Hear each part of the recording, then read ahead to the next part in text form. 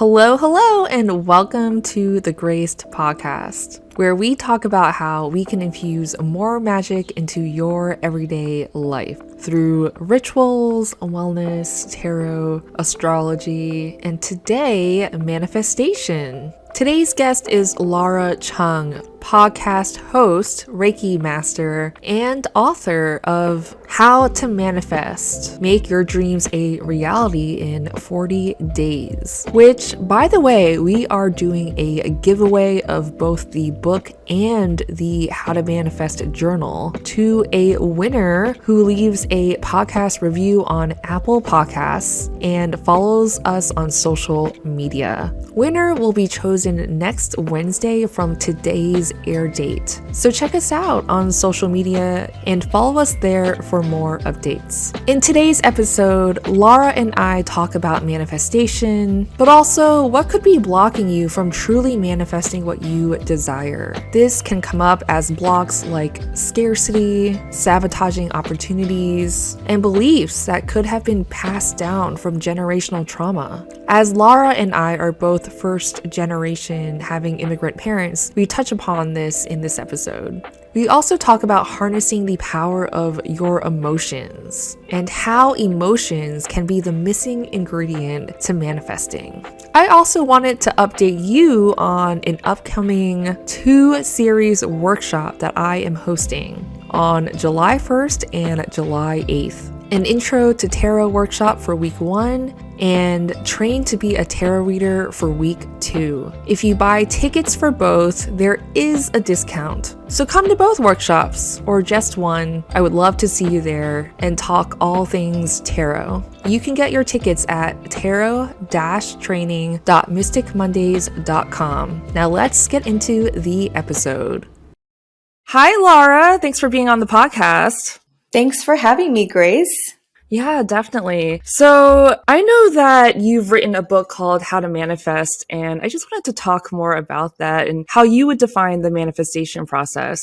Sure. So manifestation is when a physical desire comes into your reality, when you can actually perceive of it and hold it and see it. And I consider the process of manifesting something that's innate to us as humans. And I like to start at the manifestation itself, which is the thing that you want or the thing that you desire, and work our way backwards. So I like to ask people, what is it that you're desiring? What is it that you're manifesting? And try to tune into the feeling that you believe this thing, this person, this job, this situation will give you in that process. And for me, really, it's all about the feeling and removing the layers and the limiting beliefs and the programming that blocks you from experiencing that state. What would you describe as a block that someone might experience? So many things. It's the way we were raised, maybe some limiting beliefs that we carried on from our parents and the ways in which they saw life. And a very simple example of this is money. A lot of people want to manifest money, and some limiting beliefs that we carry with money is what we see modeled by our parents and how they perceived money. Did they think of it as something that was hard to attain? Did they believe you had to work really hard to get it? Or it was something that was seen as evil? And then obviously culturally, our society sees money in a certain way. And then in your own experience, how your experience with receiving and earning money. So there's a whole bunch of different reasons and factors into what creates a limiting belief. Yeah, I think money is such a huge one in society because we tend to place other meanings behind money, whether it's a meaning of our own worth in the world or status or how we value oneself to another and where we place ourselves. And coming from a background of first generation immigrant parents and also growing up, my dad had a gambling addiction. So there was a lot of scarcity in my family. And so I'm wondering for you, if someone is healing from scarcity, how would you approach that? First of all, scarcity is something that's embedded into our consciousness. So when we talk about money, it's not just understanding money at a fiscal, intellectual level, but it's literally how we see this world. And if you are a first generation daughter of immigrant parents who were refugees, I think that was your story, right? I think it's a lot of people's stories. But yes, that is my story too. Yes. And like your parents struggled to come to the United States. And then when they came here, they experienced a lot of racism and poverty. So if that's their worldview and you grew up with that worldview, then that kind of informs you of how life is, right? So similarly, I'm a daughter of immigrant parents. And it's interesting because I experienced two very different experiences because in Korea, my mom grew up in a very wealthy family. Her family they had like maids and people around the house where my dad grew up really poor. So coming to the United States, they both almost like trauma bonded over the fact that they were both poor and they had to make it here in New York City as like 20 somethings. And so for them, the American dream is seeped in struggle and sacrifice and working hard. So growing up, my sister and I were always taught to work hard, put your head down, don't like make a ruckus, don't create trouble, just put in the work. And so my mindset around money was always like you had to sacrifice something, you had to work really hard. Both my parents had two jobs, one job and then a side hustle just to like make ends meet. And so I, as an adult, didn't understand the concept of like money is energy. You know how everyone says that? Like I was like, but how could it be? Because you have to put in a lot of work to make money. And it took a lot of deprogramming and unlearning these things, not only up here in my mind intellectually, but in my body, physically having faith and physically allowing my body to rest. It was a whole like healing process of what I was taught. So I relate to a lot of that, having grown up with immigrant parents and their own experiences coming to America. I find that through going through my own story of healing money stories, and that a lot of it is residing in the body, that money tends to be an amplifier for whatever it is you're feeling inside. And I'm wondering, how have you dealt with or have you experienced the either lack of money or abundance of money, and what that fluctuation was like in your life? Thank you for asking that, because if you're tuned to astrology and like the astrological transits, I was going through a very significant Pluto transit in my second house of my resources, of how I make money. And it happened at the same time I quit my corporate job. And I was used to getting a steady paycheck from the man, quote unquote, and just having that safety and security. So the thing that people don't tell you about entrepreneurship, which I wish I had learned before I quit my job, is entrepreneurship is all about self-worth work. It's all about belief in yourself, having that trust in yourself and value in yourself. Because what took me a long time to understand was that I had everything that I needed within me. And I know everybody has heard that, but what does that actually mean? So throughout these last, I would say 6 years of entrepreneurship, I went through big fluctuations. Like I would make so much money and then no money, and then I would have no money, and where I would like literally be in the red. And what that taught me is that your biggest fear sometimes is the very thing that you need to move to, like you need to lean into. So my biggest underlying fear was never having enough money, like that scarcity mentality, that poverty consciousness. And I was so afraid of it that I was almost amplifying it more by overcompensating through other things. And meanwhile, when I actually got there, when I had no money, I was still alive. I just needed to ask for help. I just needed to be honest with myself that this was a fear. And then once I actually looked at that fear, which is what we call shadow work, I wasn't afraid anymore because I had everything that I needed. And I'm so privileged to have parents who let me live with them. And I had a really, really supportive community that even when I was like at my lowest, they would never let me believe that I was not worthy. Also, society will tell you if you're an adult living at home, you're not worthy. If you're not making money, you're not worthy. If you don't have a high net worth, you're not worthy. So all of these things I had to learn the hard way that, wow, I am still worthy even though I have no money. I also have a lack mentality when I have a lot of money. So it's like, then it really taught me like, what is money? Money is like a fake thing that people made up. It's just paper. And I'm above that. I have more power than that. So I would say that the biggest lesson I learned from all of this is that I know this sounds really like myopic, but that money isn't real. And it is real too. Because you need it to survive. But what it taught me is that I just needed to face my deepest fear. And once I did that, then money started coming in. And it wasn't like this shadow over me. Yeah, beautifully said. I feel and have felt that entrepreneurship is a great vehicle for soul evolution because you are confronted with your own fears and your own limitations of what you think you're capable of. And you mentioned shadow work, and I do find that in my experience have also come across my own shadow work, whether it's from intergenerational trauma, whether it's passed down, or even limiting beliefs that have developed in my own lifetime. I would like to know what you would define as shadow work, and how would someone identify what that fear is and what practices they could do in their lives to implement shadow work. Mm-hmm.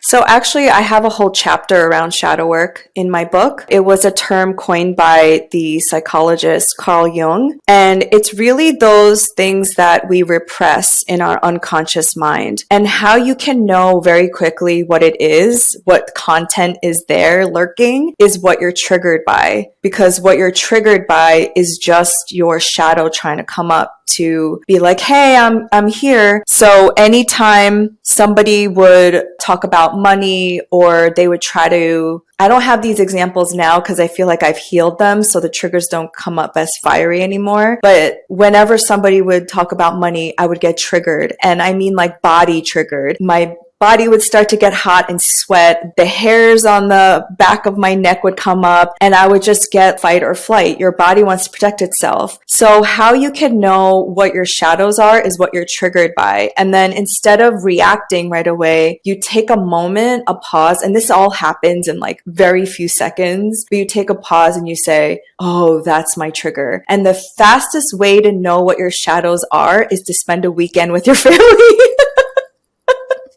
Because they made those buttons. That is so true. So what were some of your triggers and how did you heal them?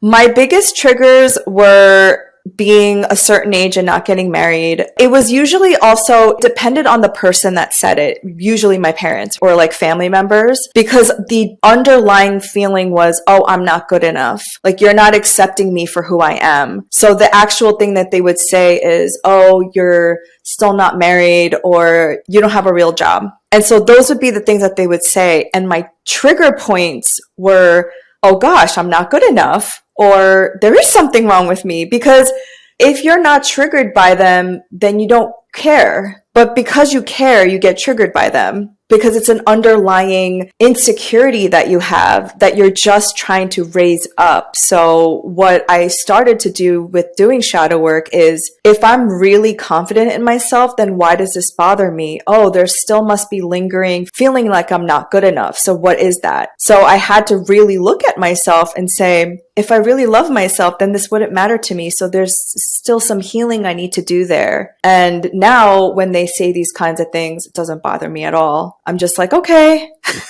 And that's how you know you've soothed that electric wire, if you will. Yeah. Yeah. So in your book, you mentioned manifestation as a co-creation process, and I'd love for you to talk more about what that means. Thank you for asking. This is so important to me because manifesting is something that everybody does all the time. We're manifesting right now. But sometimes, because we're humans with egos and our own agenda, we manifest or have an intention that is not in right relation with others and with the land. So for example, quote unquote bad people or bad intentioned people manifest too. And sometimes we manifest because we're so siloed in our thinking. So when I say co-creation, I'm meaning you are in a partnership with a divine source energy that has the best intentions for all involved, meaning the land, other people, and our planet. Because I'm telling you, people have manifested things that should never have been manifested because it was out of their own void, out of their own shadow, out of their own need versus the need of all involved. So I implore people to put your own wants aside, and wants are different than desires because want comes from a place of lack. I really want people to tap into their desire. And then also, this is where surrender comes in, because maybe the thing that you desire or want isn't actually what's best for you, because we're so blinded by what we can see and what we know that we don't see the whole big picture.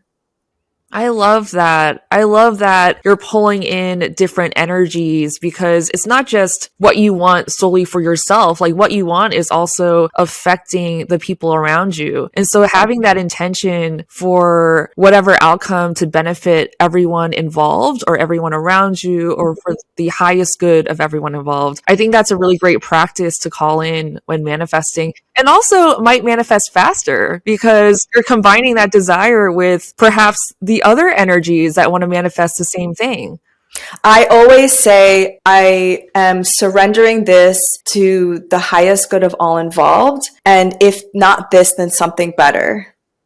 Yeah, I love that. So something I love about your perspective in the How to Manifest book is that you combine your Eastern and Western philosophies, because obviously you are of Korean descent. I don't know if that's obvious, but of Asian descent to anyone that's watching. And I just want to understand and hear about your perspective in manifesting. And I think it's such a unique approach because we do hear about manifesting and how thought takes form, but I think your perspective helps shape it into integrating different modalities into manifestation. So we'd love to hear about how you integrate the Eastern and Western philosophies together. Thank you. So I love Eastern philosophy and I love Asian cultures because we have a very multi-dimensional way of seeing life, like even the yin yang symbol that is prevalent in all of our cultures. And just the fact that if you study any kind of Eastern religion or philosophy, the focus is so much on duality and not just holding one thought. And I find Western modern culture, I'm American and so are you, that it's so all or nothing. It's this or that thinking.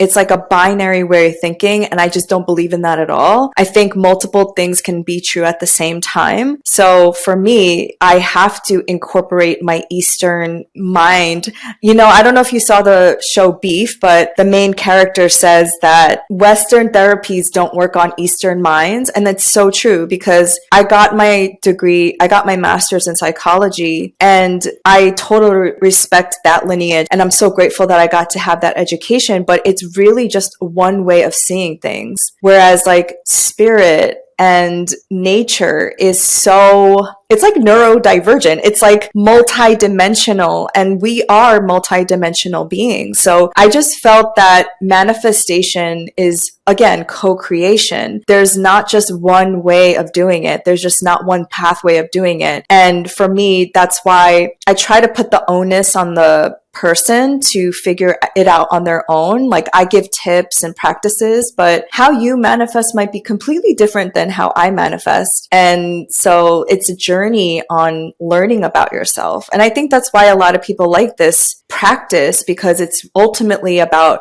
you cultivating that practice within yourself. So then you could go on and manifest forever. Like it's not just a one-time thing.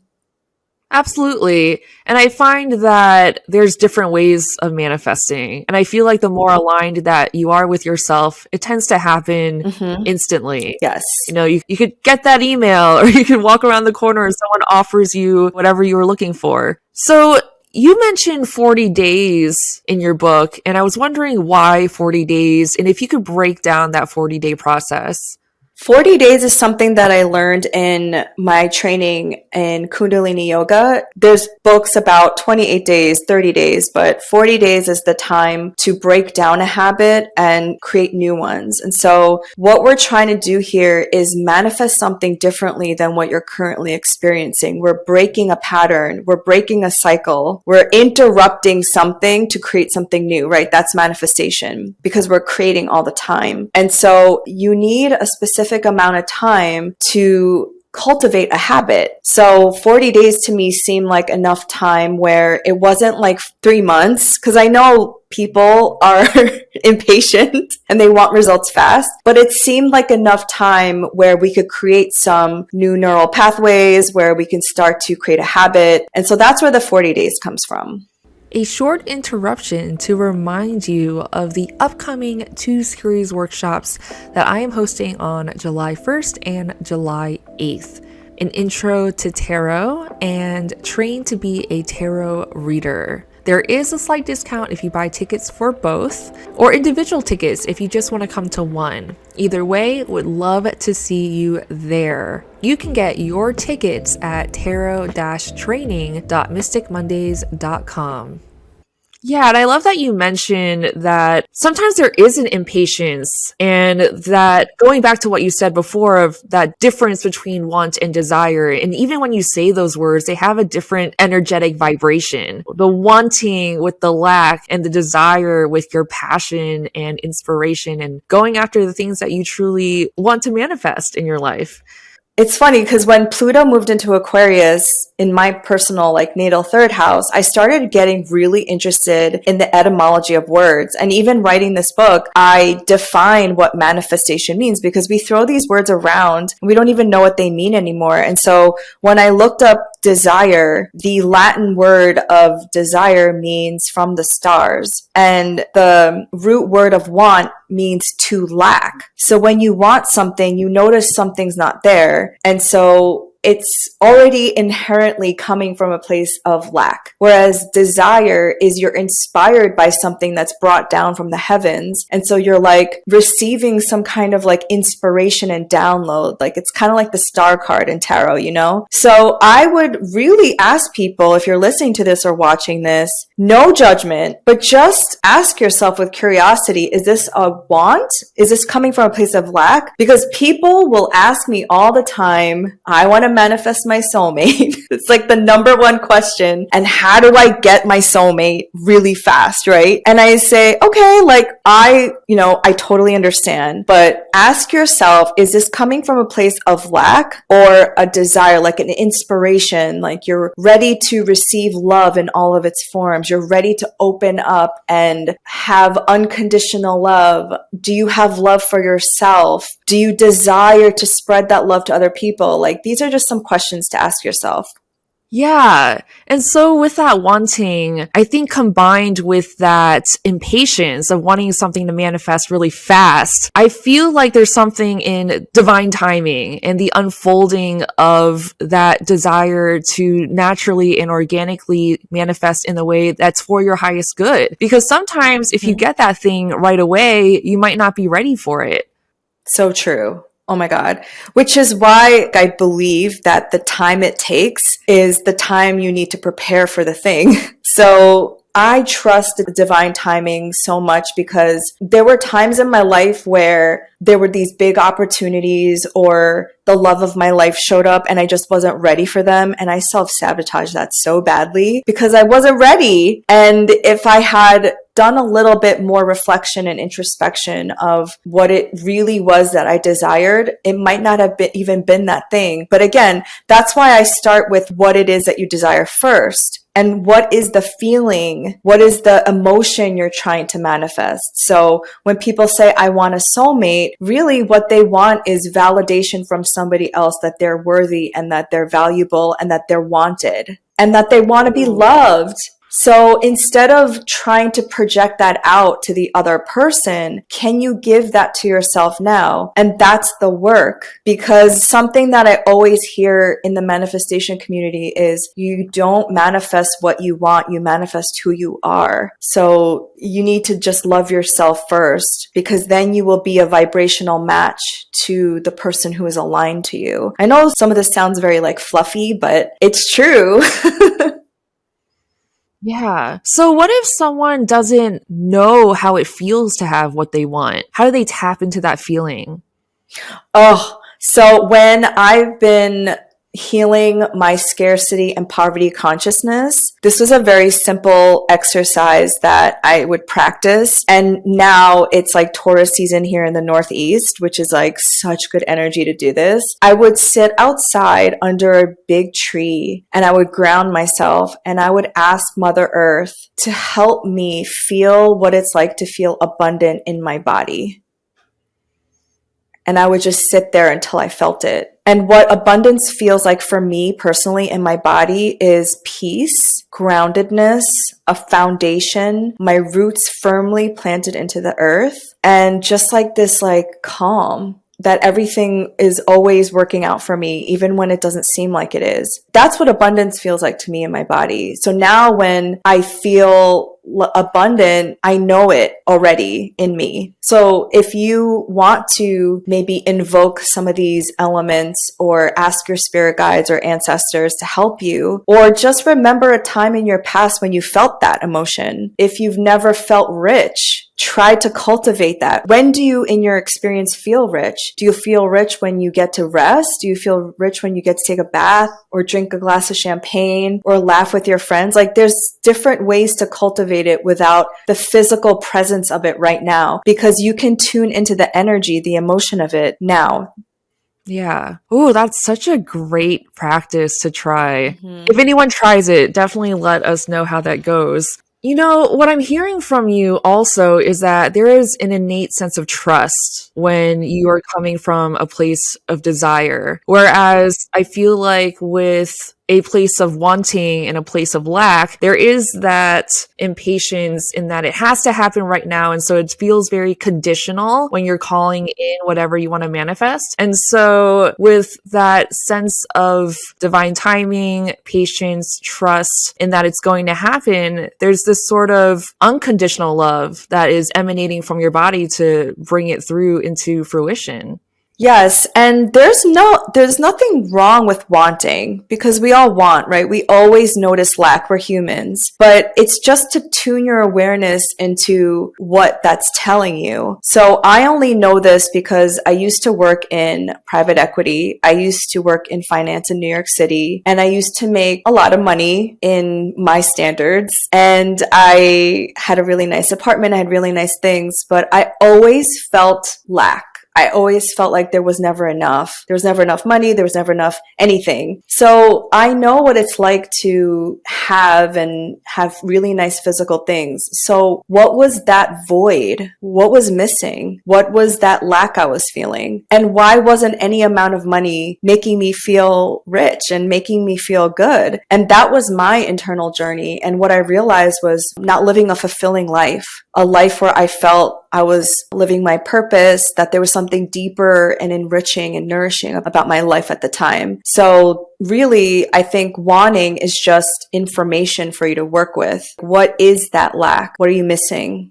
Yeah. And what was that journey like, having all of these material things and yet still feeling that sense of lack? I imagine you quit your job. Is that what happened? And then when you quit your job, what was that journey like when you were looking for that sense of fulfillment?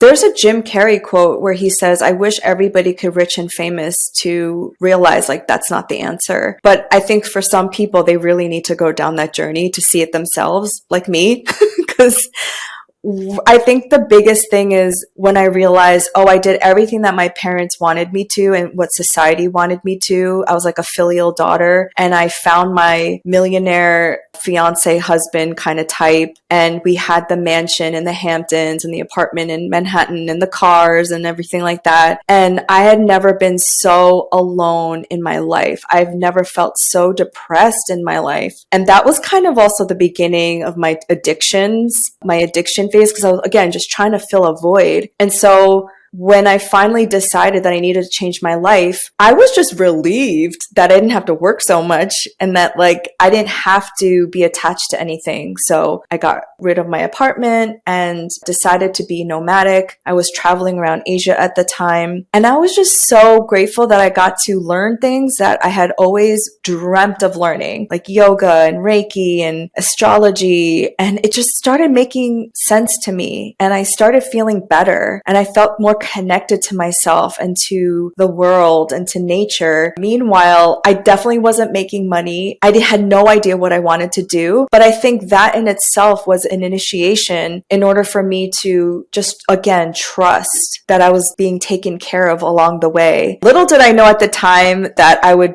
end up doing this for a living. I had no idea, but I definitely followed the little breadcrumbs and trusted the signs and brought me to here today. Yeah, and you've imparted so much wisdom that I'm sure a lot of people will appreciate and invoke into their own lives. I hope so. I'm not telling anybody to quit their jobs, by the way. Hey, everyone is on their own journey. Yes. And taking responsibility for their journey. Yes. Disclaimer. So in your book, you mentioned thoughts versus feelings, and I was wondering how you identify which is which. So, thoughts versus feelings.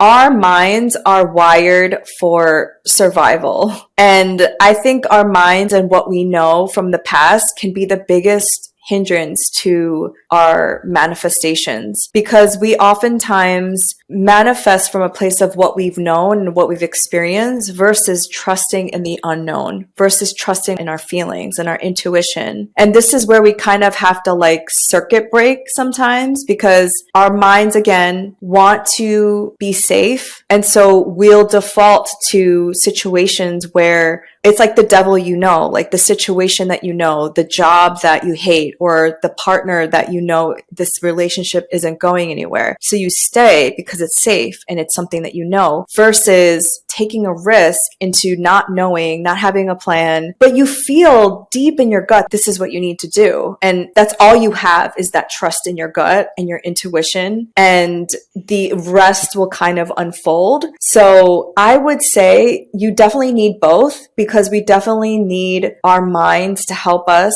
stay safe, and we have wisdom from our past and our past experiences. But I definitely think that some of our thoughts hinder us from moving forward. And also our thoughts can be susceptible to our programming and our culture and the ways in which we were raised. So yeah, I guess I'll just leave it at that.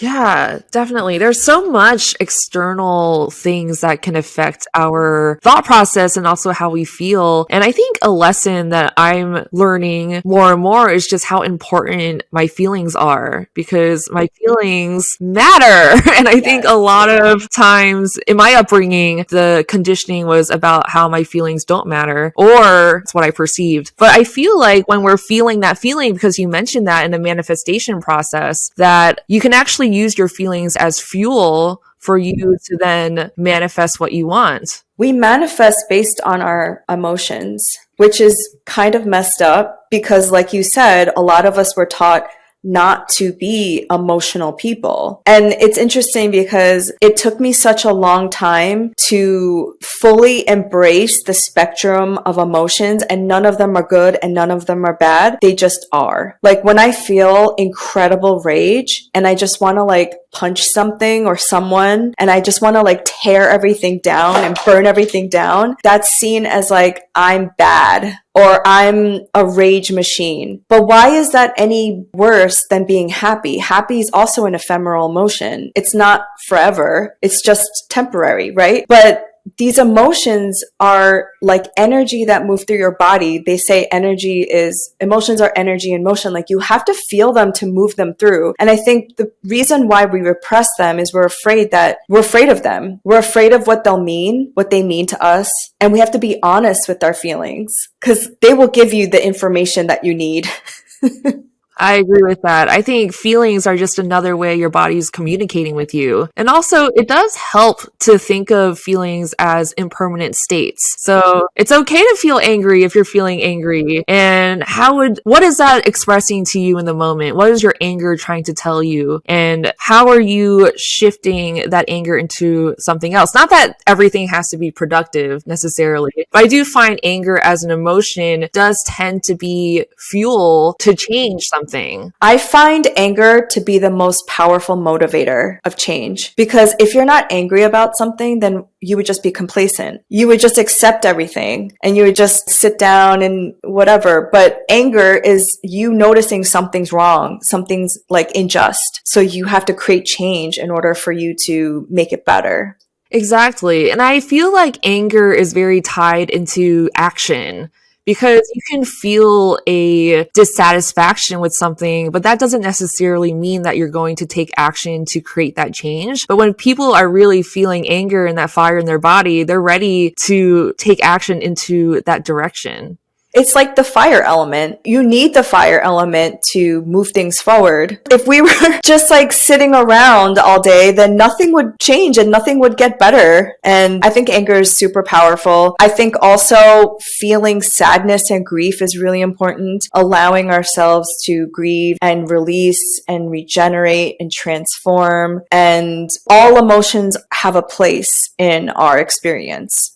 I'm so glad you mentioned the elements because I noticed in your book you mentioned the elements and how you can use that to manifest. But I also want to briefly touch upon grief because I feel like grief is really powerful in the release stage when we're ready to transition from one stage of life to the next. And I don't feel like as a society we celebrate grief enough or allow ourselves to grieve, and even the things that we choose to grieve, whether it's the end of a job or the end of a relationship or a friendship or whatever it is that you'd like to grieve. It doesn't always have to be death in that sense, but maybe it's a metaphorical death. Yes. And just to touch upon this, I speak about in my book how there are seasons and there are different stages of a manifesting process. So there is like the co-creation process, but part of manifesting is also the death part, the part of us that needs to die in order for us to become the more aligned version of ourselves. So I love that line in Taylor Swift's song where she's like, oh, the old Taylor is dead now, because that whole album was about her rebirth. She's a Scorpio rising, Scorpio moon. And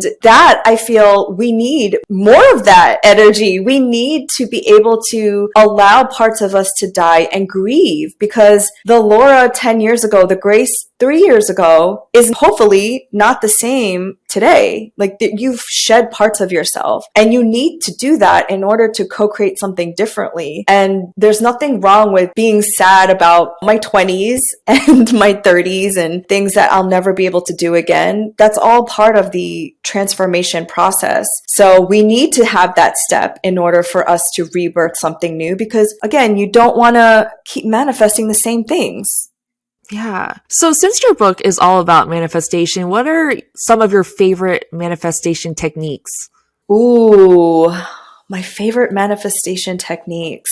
That's a good question. Well, I believe the most powerful manifestation technique is through meditation and visualization. Literally just taking time throughout your day, even if it's like just 5 minutes, just to sit with your own breath and allow your mind to visualize and be in an imagination state. Because what our society is severely lacking is imagination. Because now we have movies, we have like AI art, we have things that conjure up images for us, but I remember a time when there was no social media, and I would say I was faster at my manifestations because I was able to visualize it and live it in my body. So we need time to daydream. We need time to imagine. We need time to live in these altered states of consciousness or other dimensions and realms where, I mean, you're a Pisces moon, so you're like not the person to talk to you about this, but for those of us who aren't as like inclined to step into those dream states, I feel like that's the most powerful way to manifest, because once your mind sees it, it's already real. That's how our subconscious mind works. It's very easy to suggestion. Yeah. Yeah, I tend to be very visual, but I do want to mention there have been times where I would visualize something and that tends to manifest. But there have been times where I felt, and I know that you have a section in your book where you've just trusted that the job you wanted to manifest was going to happen. And that actually happened to me too. Like I manifested a job in LA, had never been to LA, but that was the first job that I got out of college and actually ended up birthing Mystic Mondays over there. Yeah, I think the things that you desire that you have the least resistance to or attachment to end up being the things that you manifest easy. It's always the thing that bedevils you, or the things that you want so badly and you have so much attachment to them, that's the hardest to manifest, because you've put on all of these projections and ideas about what it should look like and how it should come in, and you're so attached to the outcome. But like stuff like that, like I manifest food so easily because it's so at little resistance. Like I'll literally think about potatoes and then I'll come home and my mom made potatoes or something like that. Like it's just so easy because there's no resistance, you know? Yeah, funny enough, I have been manifesting free food too. Like within the past couple of weeks, I'm like, oh my God, I wanted this thing and now it's here. It's pretty cool. Yeah, so you just have to adopt that same mentality to the things that you actually really desire, because it is kind of a trick on the universe where the things that we desire the most are actually the things that take the longest time, because again, it's something that eludes us and we have so much attachment and resistance to. Yeah. So what's your big three? My sun is Aries, moon Aquarius, and I'm a Sagittarius rising. How does that resonate for you? It did actually, I don't know if you know the story, but up until I was like 36, I thought I was a Pisces because I'm March 20th. But when I got my natal chart read and the astrologer was like, you're actually an Aries, it like completely changed my life. That's when I really got into astrology. And it makes sense that I'm an Aries, but it really resonates with me, especially since learning about the moon sign. And I feel like we had a discussion about our moon signs. I really feel like my moon describes me to the T.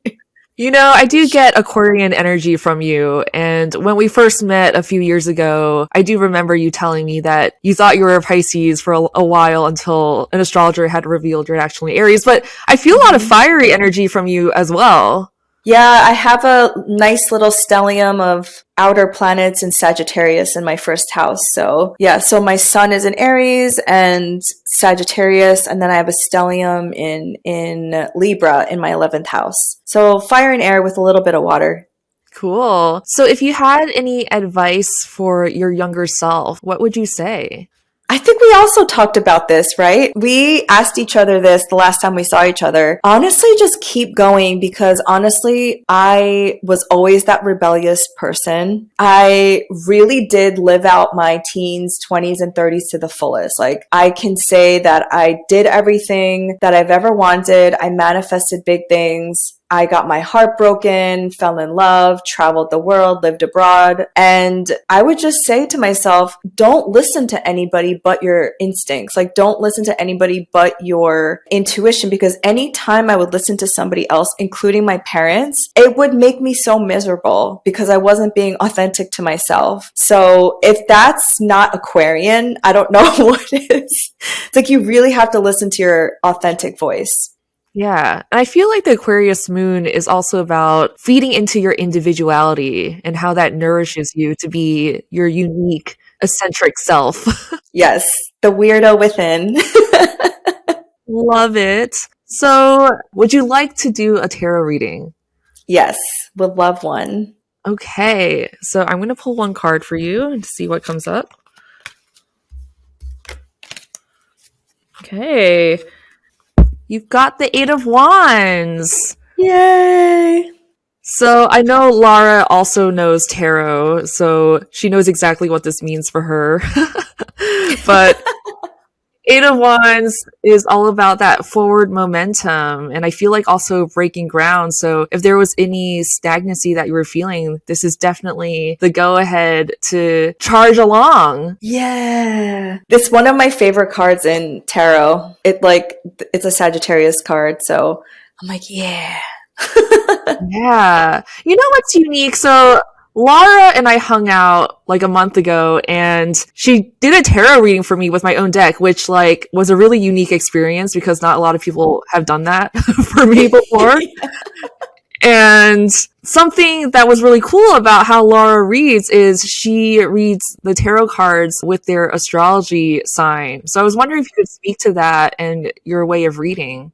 So I learned tarot actually through the Golden Dawn tradition. So Pamela Coleman Smith, who's the artist of the original Rider-Waite-Smith tarot deck, and I think his name was Robert Waite. Was that his first name? The two creators of the original tarot deck that everybody knows. They were in the tradition of the Golden Dawn, and they made the tarot cards based on the astrological symbols. So every tarot card has a signification with astrology. Like the Eight of Wands is, I believe it's Mercury in Sagittarius, which means of swiftness. So it's just another like lineage. It's just a way of reading tarot cards that gives more information about the card.